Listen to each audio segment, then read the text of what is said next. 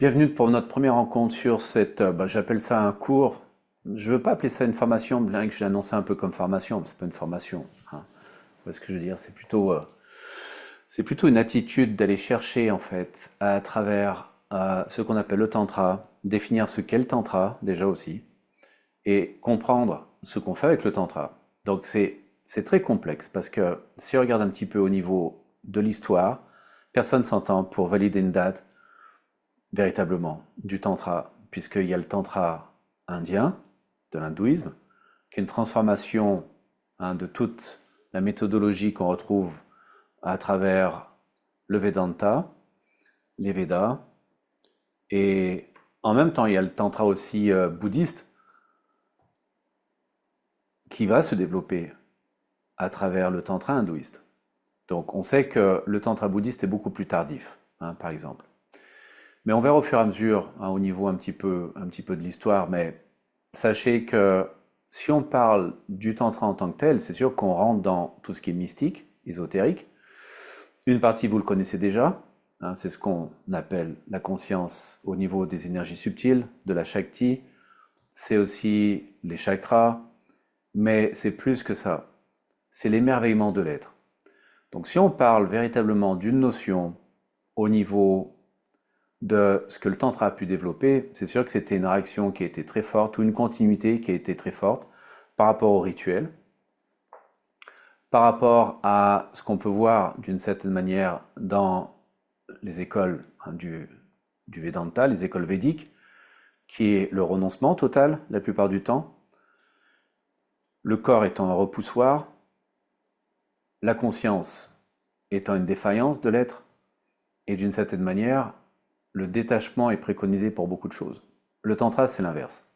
Si on passe par le corps, on passe par l'acceptation du mental tel qu'il est, et on passe même par, et ça peut être assez étonnant, mais vous le savez depuis que, hein, si vous suivez les enseignements que je vous offre, on passe par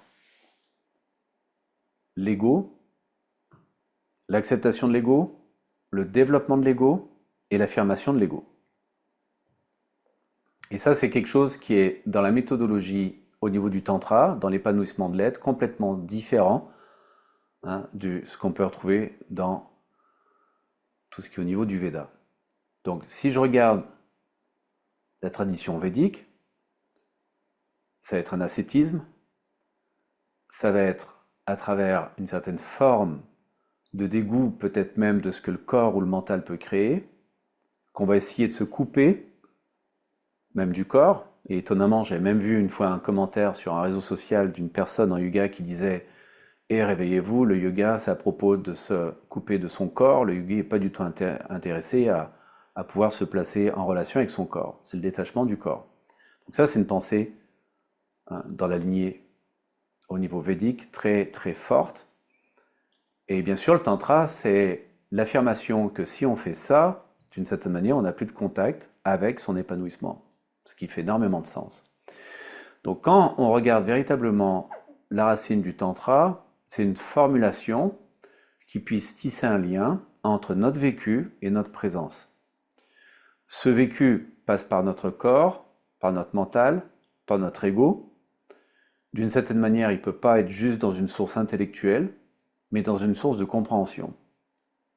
Donc la grande différence avec les tendances, hein, par exemple, des écoles classiques et traditionnelles, c'est qu'on va prendre toute expérience comme étant expérience d'éveil. Ça, c'est la première définition du tantra. Toute expérience est une expérience d'éveil, qu'on l'aime ou qu'on ne l'aime pas.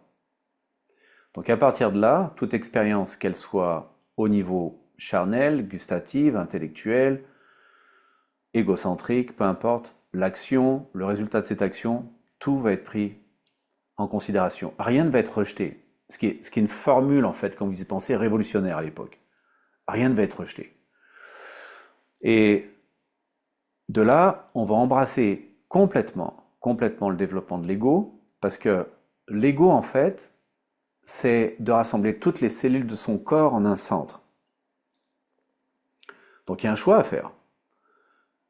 Vous qui êtes engagé sur la voie du yoga, vous devez faire un choix entre les écoles védiques qui vont dire: ok, l'ego est notre pire ennemi, le mental est plein de souffrance, Le corps est nauséabond, on doit s'en détacher. Il contient le désir qui nous crée des problèmes sur lesquels on est constitué et qui crée la misère qu'on peut voir à travers l'humain. Parce qu'il va avoir raga, l'attachement, et dvesha, hein, le repoussoir, ce qu'on ne veut pas vivre véritablement. Et à partir de là, dans ce type de pensée, il va y avoir immanquablement beaucoup de je bloque, je bloque, je bloque, parce que je veux le plus possible ne pas avoir à sentir d'une certaine manière, ne pas avoir à vivre. Donc on est dans les écoles qui vont préconiser même d'une certaine manière le retrait complet. Et de ces écoles-là sont nées, on le sait, les voies monastiques. Donc si j'ai immanquablement dvesha, l'aversion pour quoi que ce soit, le premier résultat que ça va créer dans la psychologie de l'humain, c'est l'ignorance. Avidya, l'ignorance. Pour certains, c'est une voie d'aversion qui va définir un petit peu plus leur relation avec un phénomène qui va être vu comme étant négatif et va être vu d'une certaine manière comme étant impropre. Alors pour d'autres, au niveau du tantra, c'est un phénomène qui est vu comme les autres. L'univers n'est pas constitué de positif ou négatif, mais des deux polarités. C'est un phénomène qui est vu comme étant riche de compréhension sur justement notre expression, notre personnalité d'une certaine manière, mais notre constitution, même au niveau ayurvédique. Donc à partir de là, si j'ai une connaissance même de ce que je rejette, pourquoi est-ce que je le rejette? Ça me sert à quoi de le rejeter? Et pourquoi j'ai développé peut-être en moi une certaine manière de repousser des éléments parce que j'ai de la difficulté à pouvoir les comprendre. Donc la danse entre raga et dvesha, l'attrait vers quelque chose, raga et dvesha, l'effet de repoussoir, va être complètement mis en cohérence à travers le tantra comme étant simplement des phénomènes au niveau de Shiva Shakti. Et cette danse Shiva Shakti va générer des polarités opposées, positif, négatif, qui n'ont rien à voir avec masculin-féminin d'une certaine manière, mais polarité énergétique, et qui va mettre en cohérence un état lumineux. Tout comme dans ma prise électrique, j'ai une polarité positive, négative et une prise mâle et femelle, de là l'électricité peut apparaître et de là l'ampoule peut s'éclairer, la lumière peut jaillir. Donc pour eux, cette conscience de différence de polarité n'est pas un problème. Dans la vision du tantra, on est en train de s'habiter complètement. Donc si j'ai pas une cohérence au niveau de mon ego, si je rejette l'ego par exemple, je crée d'une certaine manière un certain désordre cellulaire.